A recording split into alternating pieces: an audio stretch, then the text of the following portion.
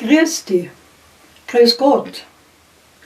Es ist schon längst in aller Mund, dass unserem lieben Gruß, grüß Gott, bald schon schlagt die letzte Stund, sogar verböhnt ist und verspottet.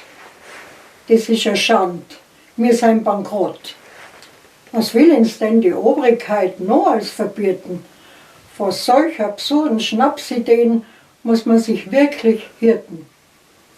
Der Gruß hat doch einen tiefen Sinn, bedeutet Wohlsein, Gesundheit, Segen. Gott sei mit dir auf deinen Wegen.